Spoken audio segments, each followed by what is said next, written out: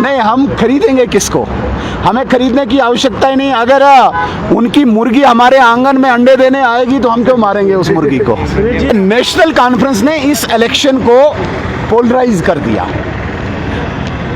On the name of religion, on the name of region, क्षेत्र के नाम पे और धर्म के नाम पे। नेशनल कॉन्फ्रेंस ने एमएलएज को कंसोलिडेट करने की कोशिश की। विशेषकर कश्मीर में एक समुदाय के केवल मुस्लिम धर्म से वाबस्तगी रखने वाले एमएलएज हैं, उनको धर्म के नाम पे जुटाने की कोशिश की। और कुछ जम्मू में इन्होंने रीजन के नाम पे जुटाने की कोशिश की। नंबर बोला ही नहीं। मैंने कहा है जो टारगेट हमने रखा है, जो लक्ष्य हमने रखा है, वो लक्ष्य हम 5 बजे अचीव कर लेंगे। हमें मैं वो क्यों बताऊं अभी? गनी लोन साहब की उनको पूछिए, लेकिन हमें जो लक्ष्य, हमें जो टारगेट है वो अचीव कर लेंगे।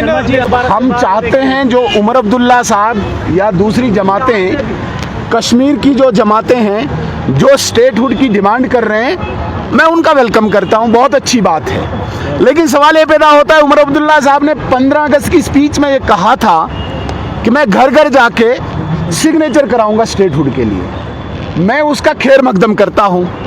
कम से कम कश्मीर के लोगों को तो उसने बता दिया कि जो 5 अगस्त का एजेंडा था वो लागू करेगा। हमारा 5 अगस्त का एजेंडा था कोई 370 नहीं मिलेगा, कोई 35A नहीं मिलेगा, सिर्फ स्टेटहुड मिलेगा।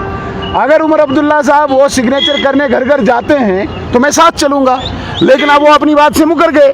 उन्होंने 15 अगस्त की स्पीच में कहा था कि मैं स्टेटहुड के लिए सिग्नेचर करने जाऊंगा, तो मैं लीडर ऑफ अपोजिशन भी साथ चलूंगा, लेकिन वो मुकर गए, वो रुक गए। यही तो हमारा एजेंडा था, यही भाजपा का एजेंडा था, यही 5 अगस्त का एजेंडा था कि कश्मीरियों के दिमाग से निकाल दीजिए कि 370 कोई चीज़ है, ये दफन हो चुकी है। 35 कोई चीज़ है। अब एक ही चीज़ है जो सेंटर ने देना है, वो स्टेटहुड देना है। चले, उसके लिए कौन रोक रहा है? बीजेपी की सरकार के अलावा ही स्टेटहुड मिलेगा, मैं बड़े दावे के साथ आपको कहता हूँ। हम क्यों अप्रोच करेंगे? Thank you.